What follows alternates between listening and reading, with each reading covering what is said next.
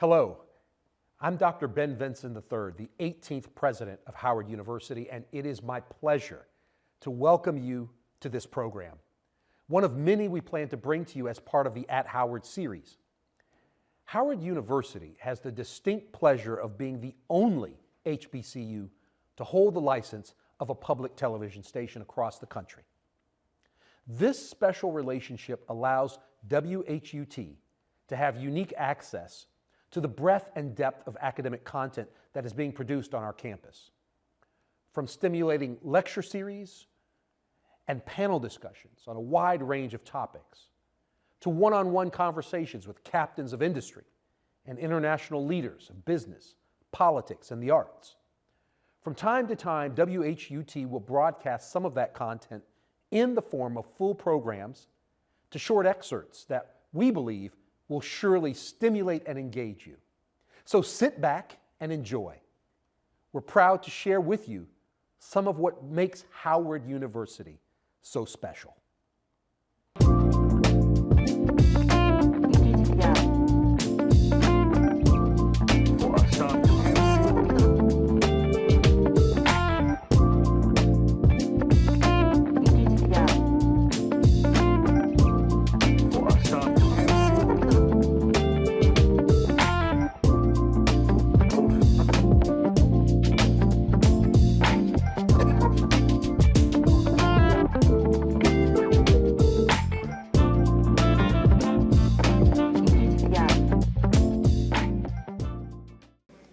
Good morning, Dr. Kendi.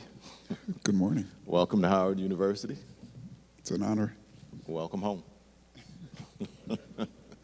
Maybe we'll just get started. I know that there are a number of students here in the audience, and just reflecting on your background, you are a New York kid, went to high school in this area, attended Florida A&M University, have had academic experiences. So you've been throughout the East Coast.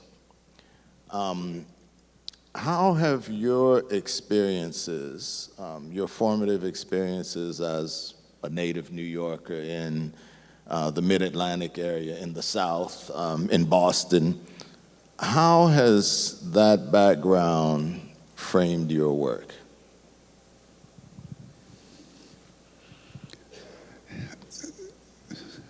I'm thinking because in many ways there are so many reasons why my own experiences have framed my work. I think first and foremost, being raised both as a young person and as an intellectual, largely in Black spaces, whether that is Jamaica Queens or FAMU or Black Studies, but then also having experiences being a Black person in predominantly white spaces, whether that is, in Manassas, Virginia, where I went to high school, or whether that is in history departments, in Boston and other places.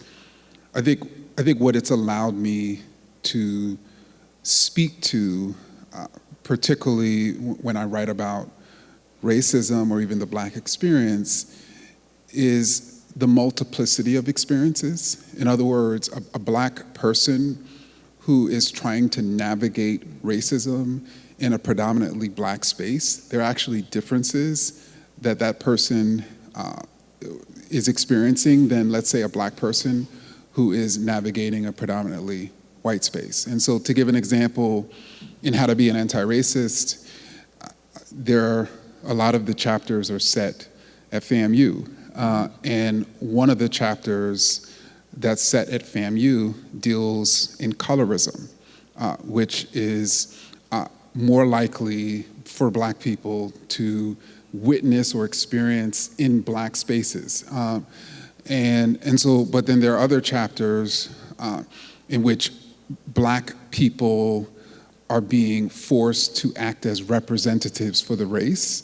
That's more likely to happen in predominantly white spaces. And so trying to sort of navigate Both, I think it's important when we're writing about the history of Black people. I think it's important when we're writing about the history of anti-Black racism to write to everyone. So in other words, a Black person can read that book, that literature, and understand their experience and grow from it and be transformed by it, just as a non-Black person, could as well, just as a Black person who's in a Black space can gain from it in the same way a Black person who's in a predominantly white space can, if that makes sense. Let's dig into that a little bit more. The distinction between navigating racism in a Black space as opposed to navigating racism as a Black person in a predominantly white space. What, in your personal experience and in your career, what has the challenge been? In other words, is one more challenging than another? And if you could speak to any particular anecdotes. I don't know if I could speak to what's more challenging, but what I can say about the distinctions is typically a Black person who is navigating a predominantly Black space is likely facing resource disparities relative to a predominantly white space. And it's typically the case that that Black person is being told that there are less resources at that university, in that neighborhood, in that institution, in that country, because there's something wrong with the leaders or because there's something wrong with Black people. And that isn't necessarily being communicated or conveyed to that Black person as a function of racism in the way that I'm trying to sort of show in my work. And so as it relates to a Black individual who is in a predominantly white space, and let's say that predominantly white space has greater resources than the predominantly Black space, that then Black person is likely being barred from those resources or opportunities and being told that they're not qualified, or that there's something wrong with them, as opposed to the racist policies and practices that are barring them. Clearly your experience at Florida A&M had a significant impact on the trajectory of your career and on your experiences. First of all, how did you end up at Florida A&M? And then I'll get to my second part of the question. So I think the short answer is when we moved to first Centerville, Virginia, and then ultimately Manassas from Queens, I went from a predominantly Black space and a predominantly Black schools to a predominantly white space and predominantly white schools. And it was a huge struggle for me, socially, culturally, academically. And I think I didn't realize this fully, and I wasn't necessarily conscious of this, but ultimately, I think when I started to look for colleges, I primarily looked at HBCUs, and I think I primarily looked at HBCUs because I feel like I had thrived more from an academic and cultural standpoint when I was in Black schools, in Queens. I wasn't conscious of that, but I think that's what ultimately led me to primarily visit historically Black universities and ultimately decide on FAMU. Why FAMU? Well, I should say I didn't visit Howard. I think it was too close.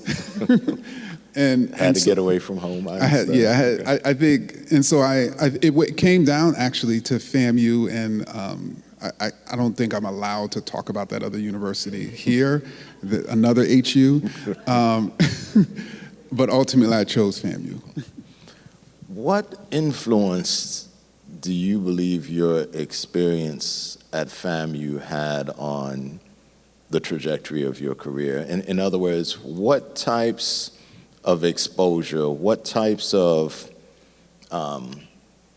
nurturing, if you will, did your experience at FAMU have on where you believe you have been able to traverse?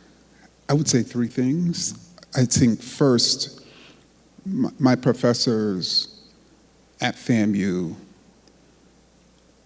were incredibly serious about the study of Black thought.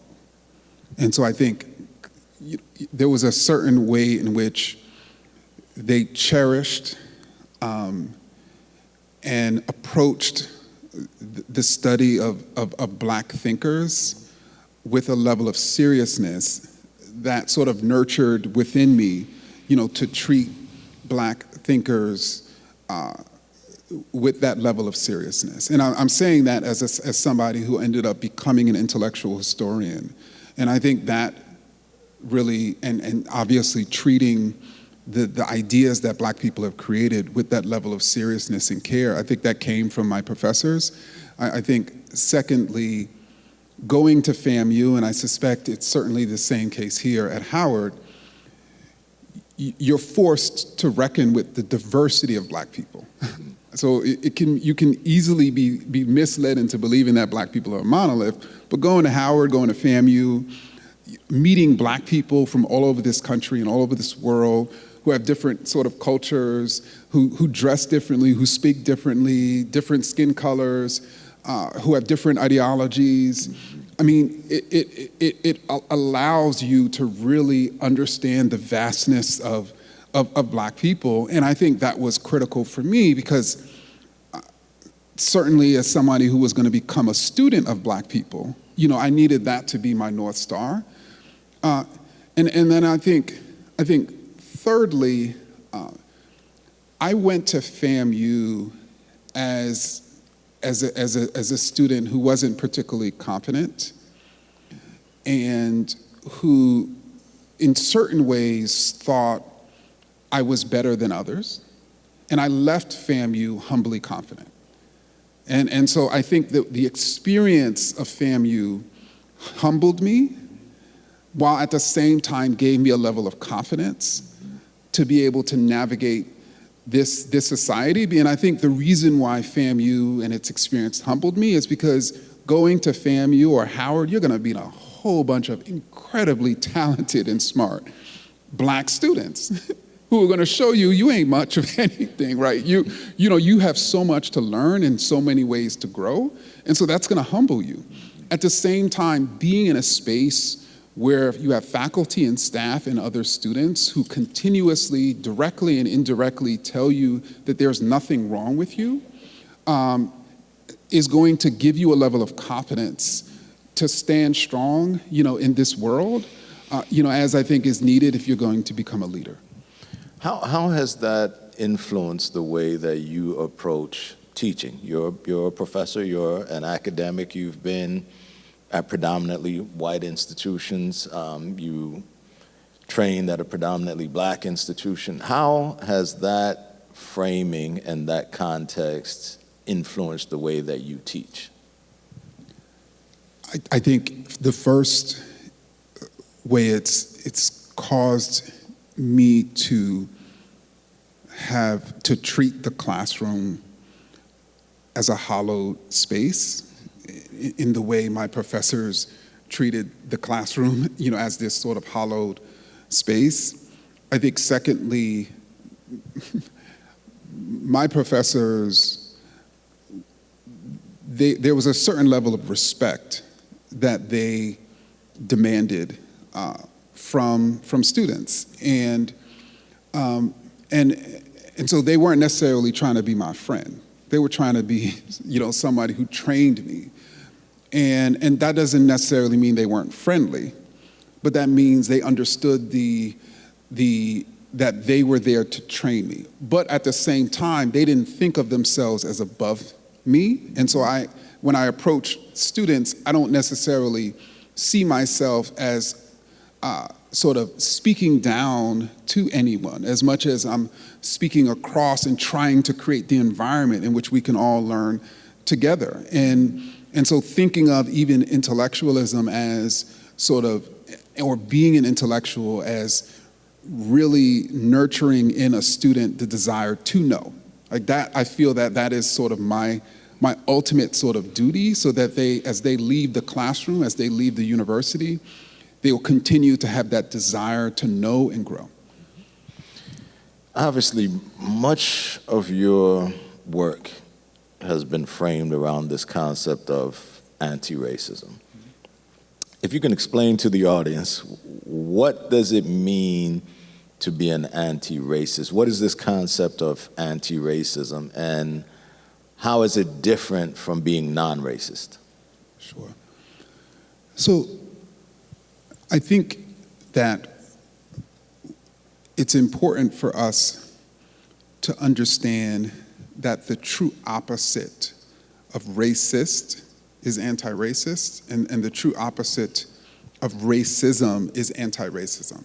And that is the ultimate argument that I'm making in my work, based on research and evidence. And the way in which I go about making that case is, for instance, if a racist idea is suggesting that particular racial groups are superior or inferior, there's a true opposite to hierarchy. And that opposite is equality, that the racial groups are equals. If a particular policy that is racist is creating or even maintaining inequity or injustice between racial groups, there's actually an opposite to that. And that opposite is anti-racist policies that are actually creating equity and justice.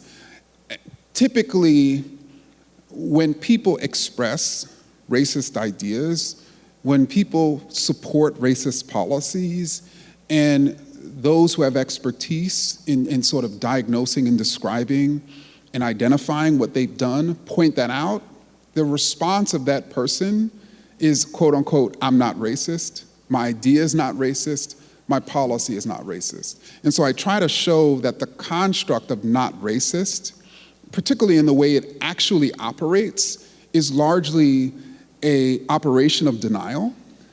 And while in fact you have people who, when someone points out that that policy is racist, there are some people who acknowledge that and transform what they're supporting, which actually means they're being anti-racist. So they're not actually trying to deny. And so I'm hoping, and I've been trying to show with my work, that when you have a society of widespread disparities and inequities, when you have a structure of policies that have created those inequities and disparities, to even do nothing in that type of society is actually to allow that structure of racism to conserve itself, to grow, to maintain itself. So if you're doing nothing in the face of a status quo that is racist, you're actually maintaining the status quo of racism, which is another reason why to be anti-racist is to actively challenge that status quo. So from an institutional perspective, how, in that framing, do institutions adopt a posture of anti-racism? Let's be specific. Industry, whether it is the technology industry, which we'll come back to in the second, communications, whether it is wholesale, how do they work within this framework of anti-racism based on what you've outlined? Sure. So if we think of in industry, meaning, let's say, specifically a company, that company both has a net effect of their goods and services. Like what ultimately is occurring in society as a result of your goods and services. That company likely, of course, has staff, right, who of course carries out the functions, of the company. And so let's say just looking at those two sort of forms of activity, or even the makeup of the company, if a company has, let's say if Black people are underrepresented at the company, or let's say Black people are overrepresented in the entry-level positions and underrepresented in the C-suite, the question becomes, why? and so is the company basically saying that there's nothing wrong with our policies and practices. We are hiring the most qualified people. If the company is saying that, then that means they're arguing that white people are more qualified than black people. That's the sort of net effect of that position. Or a company could be saying, you know what, we don't think a particular racial group is superior to another racial group. And so if black people are underrepresented in a particular place, then that means there must be something about our policies and practices that we need to examine and transform and change.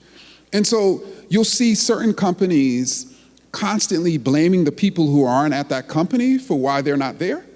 And then you have other companies who are constantly looking internally to grow and change their policies and practices. And then as it relates to the net effect of a company's goods and services, is that net effect creating more justice or injustice in the world? And I think that's a question that every company could be asking itself. So one of the potential remedies to that have been diversity, equity, and inclusion policies and practices, which a number of companies adopted in the late 2010s, and certainly in the wake of George Floyd's murder, and we've seen a retraction from that. What is in the context of anti-racism and what we're seeing now in terms of diversity, equity, and inclusion programs, how do you reconcile where we are? What has happened? I'm being very simplistic. So I think you have some institutions who only put into place programs to diversify those institutions, to project to the world that they care about diversity. And those institutions weren't necessarily serious to begin with. In other words, they only created those programs and policies as PR stunts. And so then when the sort of, when the environment shifts, they're gonna shift accordingly, right? And so that's happening, certainly. And then you have other institutions that were actually serious, about, let's say, diversifying their staff. And let's say they weren't necessarily serious about that because they are moral or just. Let's say they actually reviewed all the research studies that find that when you have a company or even a team with more women and people of color, that team is actually more efficient and more profitable. So let's say they were like, you know what, we're just purely going to make a decision about our own profitability, so therefore it actually is going to undermine our ability to be an effective company if we don't consistently bringing the best and the best, which will mean we'll bring in people of all races and genders. Those companies obviously haven't rolled it back. And I think that's one of the tragedies, is that, and I think when we think about racism in a larger sense, oftentimes we have, and when I say we, scholars, when we study racism, we have projected racism, I think, in somewhat of too simplistically. In other words, as purely a phenomenon that hurts, let's say, people of color and helps white people. It's actually much more complicated than that.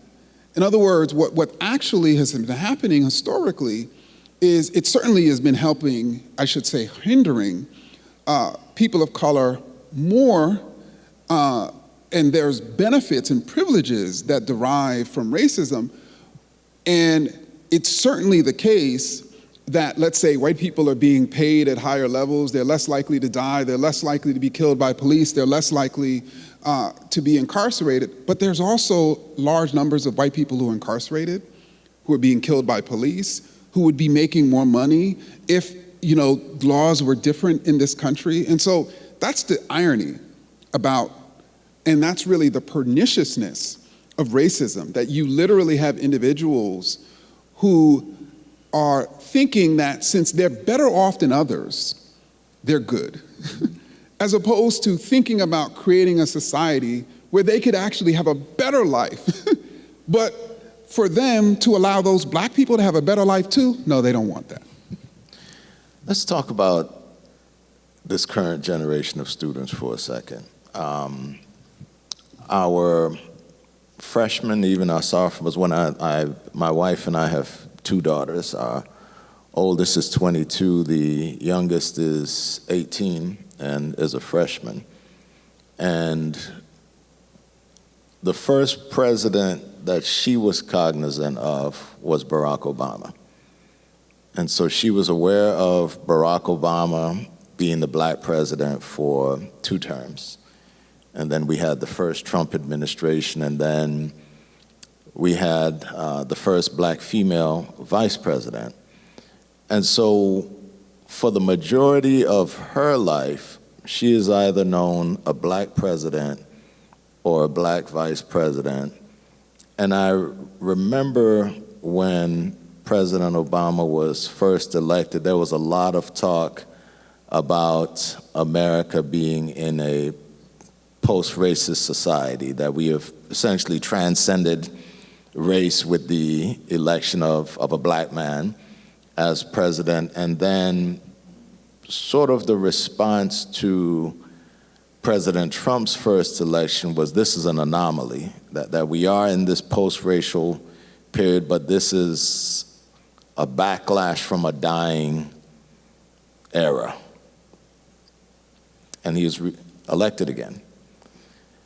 And so for young people, how do you and what do you say to this current generation of college students, particularly those who grew up with a perception that anything is possible, that we're in a post-racist society? A black man based on merit can be elected president, a black woman can be vice president, and we are now in an era where we're seeing backlash against diversity, equity, and inclusion. We're seeing a lot of languaging that would seem to retract progress that has been made. How, given the context of your work, what would you say to this generation of students? So I wrote a book entitled Stamped from the Beginning. And in that book, I made an argument that I actually expanded on in the 1619 Project book, by, of course, created by Howard Professor Nicole Hannah-Jones. And what I show is that this grand narrative that is largely a bipartisan narrative, that to a certain extent is a multiracial narrative, that we have had, when I say we, Americans have had continuous and consistent racial progress. Mm-hmm. And that in a way, American history is this sort of forward march, this singular march of racial progress, that sometimes we take steps back, but ultimately we're taking steps forward. Anybody heard this before? That this is a narrative, a grand narrative based on propaganda, not history. And what I show in my work is that instead of us thinking of, and this is what I convey to students, instead of us considering or thinking about this sort of grand singular march of racial progress, we should understand that there historically have been 2 marches, what I call a dueling marches of racial progress and racist progress. That over the course of American history, without question, there's been all sorts of anti-racist efforts that have ensured that, let's say, black people have been freed from chattel slavery, been freed from, from forms of Jim Crow. And those successes and forms of progress and those movements are undeniable. But at the same time, that march of racial progress has constantly been dueling with efforts to conserve racism through more sophisticated policies and ideas. And the actual idea that we're in a post-racial society, I would argue is one of the most sophisticated racist ideas that have actually ever been created. And the reason why that idea is so sophisticated is what happened historically is producers of racist ideas would specifically create racist ideas to explain to people what was wrong with black people. So they would just give them the red meat. What actually has happened with post-racial theory is it says to people that racism no longer exists. Anti-black racism no longer exists. It's over, as represented by the election of Barack Obama, as represented by the election of Kamala Harris. It's over. So then an individual looks out at a society where black people are more likely to die of heart disease, where black people are more likely to be impoverished, where black people are more likely to be kicked out of school, and then ask why? Why do these racial disparities exist? And then they can't answer racism because they've been misled into believing it doesn't exist. So then what does it cause that individual to do? It actually causes them to create their own racist ideas about black people so that they can understand the disparities in our society.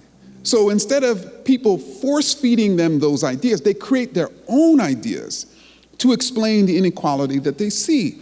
And so that then leads to a whole host of ideas that it's almost like personalized medicine, or the very opposite of personalized medicine, which makes it harder for us to root out those ideas. And so that's a moment that we're in now.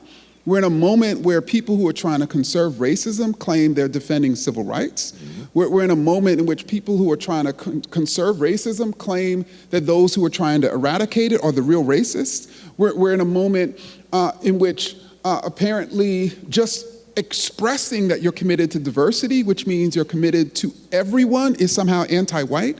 That's the moment that we're in. So how does an anti-racist framework deal with this transition in the forms of racism?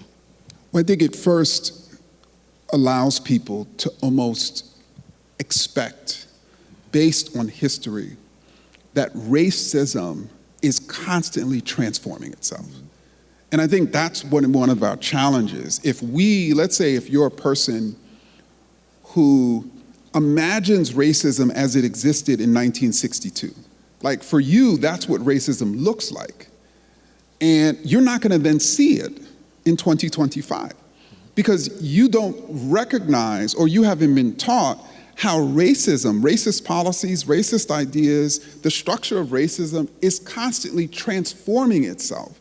And so to be anti-racist is to just recognize that transformation is needed, which then forces you as an individual to constantly want to understand the new developments, right? Whether that's through reading, whether that's through studying, whether that's through experiencing. And then you then create new mechanisms to challenge it. New struggles, new movements, new organizations, to challenge this newness. Let's talk about social media for a second. Uh-oh. What role has social media played in this transformation of racism? And again, how can we apply anti-racist strategies to address that? So I just talked about the ways in which post-racial theory ultimately leads to the individual creating their own unique set of racist ideas to explain disparities in the world. And that becomes then individualized to that person. What's also happening at the same time is social media, particularly social media algorithms, are creating mechanisms in which each of us as individuals can be targeted by the racist ideas that we're already vulnerable about. So in other words, right, if you're a black person, let's say if you're an African American, and you have liked posts or even expressed posts that suggested that there was something wrong with black immigrants, but you're still not necessarily sure, it's just, you have some thoughts that probably one of the problems of black America is black immigrants, you're gonna be micro-targeted with all sorts of ideas about what's wrong with immigrants, which is then gonna cause you to potentially internalize those ideas, which then allows it more easily for black America to be divided, and conquered. Or let's say if you're a white person who believes that if there are health disparities, then that is the result of, let's say, black people not having access to high quality health care, or the ways in which our medical system works is racist. But when it comes to the criminal legal system, you have liked posts suggesting that black people are inherently dangerous. You're gonna be constantly fed those ideas about black people being dangerous.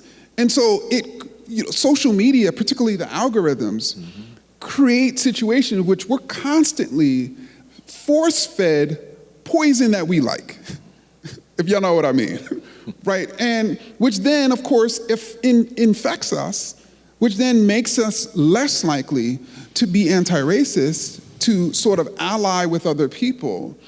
And I think that's what, to me, is the most dangerous aspects of social media. At the same time, we can use social media to bring people together, but it's also being used to micro-target people and ultimately poison them with disinformation. So what practical steps could you offer in terms of individuals who are conscious of racism and want to be more of an anti-racist as opposed to a non-racist? What practical advice would you provide? So I would say racist ideas sort of thrive when people don't know what they don't know. In other words, I would encourage people to really seek to understand and gain a much more deeper and complex understanding of the way racism works in our society. And the reason why that's critical to being anti-racist or even being, a good human being is because the more you don't know, the more you can be manipulated. And so that's why, I don't consider knowledge as inherently power, but I do think that knowledge can help a person use their own power to challenge power. And I think that, and I can only certainly go from my own experience, which was the more that I understood and the more that I studied the way racism works, the more I understood how it's worked on me. And the more I understood how it worked on me, the more I could free myself and liberate myself and prevent the manipulation of me, by nefarious forces. We've spent much of the time, and much of your work has been framed around racism in America and anti-racist approaches, but racism is not a uniquely American phenomenon. What concerns you about what we're seeing around the world, a retrenchment from progressive ideas and policies, and really in ways that are concerning globally? What are your thoughts about what we see taking place globally and the application of anti-racist ideas in a global world? So let me sort of first speak in the US context and then globally, because I want to go back to an example that I mentioned earlier about an African American who's being force-fed xenophobic ideas about black immigrants. and that African American being misled into believing that quote unquote black and brown immigrants, but let's say black immigrants are quote taking away their resources.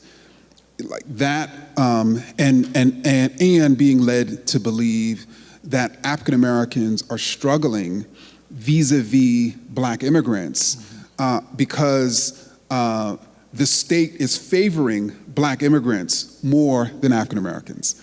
And so that both is a US and a global sort of issue.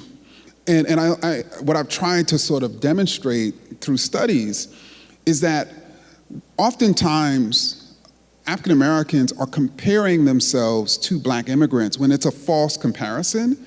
And if they were to instead compare black immigrants to non-black immigrants, they'll actually see that black immigrants have the highest levels of unemployment despite having the highest levels of education. They'll see the ways in which the racist structure is impacting black immigrants relative to non-black immigrants in the way it's affecting African Americans relative to non-black Americans. And so I think that then involves or compels us to have a global and even Pan-African sort of conception. But then when we look globally, many of the ideas, I just sort of talked about immigration. So just as in the United States, you have elected officials who are presenting black and brown immigrants as invading the nation. That is the idea that is being used by the most popular politician in France, the most popular politician in Holland, the second most popular politician in Germany, the most popular politician in the UK, the most popular politician in India. I mean, you name the country, the same idea is being used that somehow black and brown immigrants, whether that's African or Muslim, immigrants are coming to destroy the country, and the nation or therefore the party or the politician is the savior and the defender. And so what we are facing here in the United States, people are facing around the world. And in the United States, just as in these other countries, to be a person of color is to be seen as an immigrant. And so, and indeed, politicians in other countries are much more explicit about that because there's less of a need to manipulate voters of color. But that's even the case in the United States. And that's why you can have politicians who can tell African Americans to go back to their countries, even though their ancestors arrived before the ancestors of white Americans. So how do you apply... I'm sorry, I'm a little riled up. So how do you apply the anti-racist framework globally? Well, I think first and foremost, it is important to understand race as not only a power construct, but also a global construct. So the way blackness operates is there's profound similarities across the world, just as there are profound sort of differences. And so I think to be anti-racist from a global standpoint is to reject the similarities of anti-black racist ideas globally, or to even reject and challenge the ways in which international policy is actually disempowering or exploiting countries that are predominantly black or brown. And so to give an example, one of the ideas that is one of the anti-black racist ideas that shows up everywhere in the world is the notion that black people are dangerous and violent. So you go to Italy, you go to Brazil, you go to the United States, you go to England, that idea is being circulated, and that idea then is tagged to the idea of black people being immigrants. And then the idea of black people being immigrants is tagged to the idea that there's this invasion of immigrants, which then is tagged to the idea that there's all this danger and violence, which then is tagged to the idea we need quote unquote border security. And so those notions, are global manifestations of racism that we need to resist around the world. Let me ask a question about technology. And you and I have worked on proposals that sought to better understand how we can utilize technology, data science. We're in an artificial intelligence era, and we only, from all experts, only see that expanding significantly and exponentially. What concerns you about artificial intelligence? Not AI in and of itself, but maybe if you can talk about the development of algorithms, or you can talk about how AI systems are tested. What concerns you, and what do we need to be conscious of from a construct of racism? Well, I think the biggest thing that concerns me is that the intelligence is not artificial. That humans created artificial intelligence, and thereby humans injected their ideas, their racist and sexist and homophobic ideas, into that intelligence. And we see that, many anti-racist AI researchers, have been demonstrating the ways in which artificial intelligence is just as racist, as the intelligence, of humans. And I think first and foremost, those of us who are, who want to create, an equitable world, have to be at the table pushing back, against this notion that artificial intelligence is sort of, quote unquote, free of bias. And the reason why that's dangerous is because when algorithms and AI technology is used to create inequities and disparities, then humanity can say, well, this was truly objective.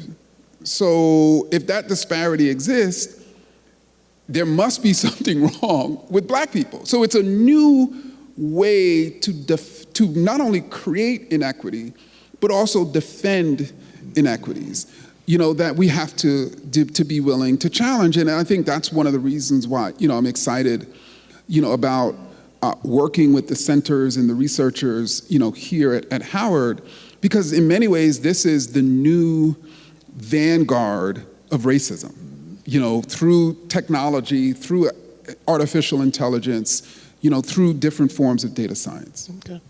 Well, let's talk about what comes next for you.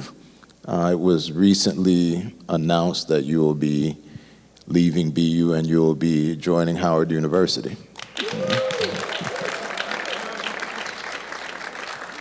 If you could talk about what motivated this change for you and why Howard? So as I was actually, do you mind if I tell a story? Okay. So my next book project is a biography for young people on Malcolm X. It's going to be coming out around Malcolm's 100th birthday in May. And I've been working on this project for years, particularly working with the Malcolm X estate on this project. And the book is largely written in scenes. And one of the scenes in the book actually happened in this building when Malcolm X debates Bayard Rustin here in 1961. I mention that because, literally this morning, I'm working on that manuscript, reviewing that manuscript, and including that chapter or series of chapters, on Malcolm's visit to Howard. And then I'm literally, about to come and be able to engage with each of you in such a historic building. That is just one example, of why, it was exciting for me, to choose to come to Howard University as an intellectual historian, as somebody who studies and writes about Black thinkers and activists and Black people who've challenged racism. To my whole career, I've not only studied those people, but I've also studied the ways in which they either came to Howard, were trained at Howard, or taught, at Howard. And so for me, it's almost like, coming full circle, and to be able to sort of walk in their shoes and to be able to join with many of the students here and faculty here and administrators here who are doing similar levels of influential work. I mean, that's why, I wanted this, I thought this was an incredible opportunity. And then to build an institute that will help foster those types of thinkers and scholars. I mean, that's why I wanted to come home. So I know the Institute is going to really focus on work of importance to the global African diaspora, which would include race and racism, technology, climate change. What about that work is exciting to you as a next step? I think particularly in moments like this, it is critically important to create spaces and places for students and intellectuals and creators who are trying to imagine and research and document a better world. Creating that place and space for them to do that work in this moment is incredibly important.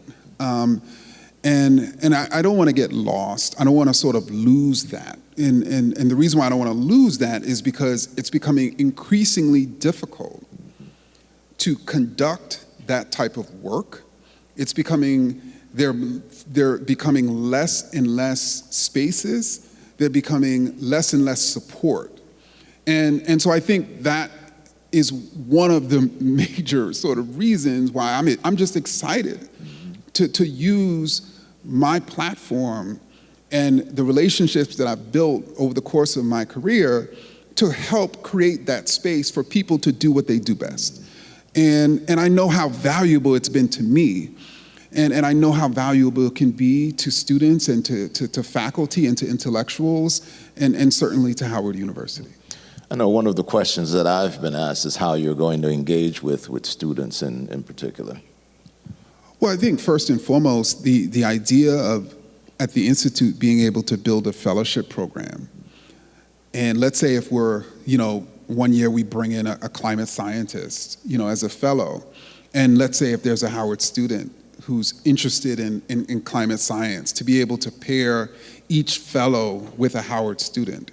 And so that Howard student could work as a research assistant or help that fellow, conduct their project. So that's an organic way for that Howard student to be trained to develop a relationship with somebody who's critically influential in their field. It's something I'm excited about. I'm also excited about creating opportunities for students to intern at the Institute in other sort of ways. I'm excited about figuring out ways to bring people to campus who students want to meet, and engage with. I'm obviously excited to teach, Howard students, and so those are a few of the ways. And how would faculty be engaged? Well, I'm hoping faculty could be fellows. I think the idea of creating mechanisms for Howard faculty to get some time to finish a research project and then to be in conversation with other intellectuals from other institutions, figuring out ways to support those faculty who are pursuing grants and gifts, figuring out ways to elevate the research and the expertise of faculty through the Emancipator, which I'd like to also sort of bring, which is a digital platform that really sort of seeks to cover racial justice issues so that those faculty, those Howard faculty, there's so many Howard faculty who are like one of the leading experts in their field, to be able to convey to the public what's going on, with a current issue, or to be able to translate their recent sort of academic paper or book, for the general public. That's also something, I'm excited to work with Howard faculty on. Good. Excellent. Ladies and gentlemen, thank you for joining us for the program today. Please join me in thanking Dr. Kendi for being here today.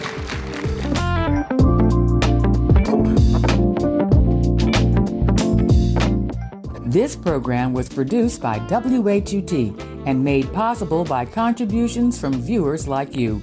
For more information on this program or any other program, please visit our website at WHUT.org. Thank you.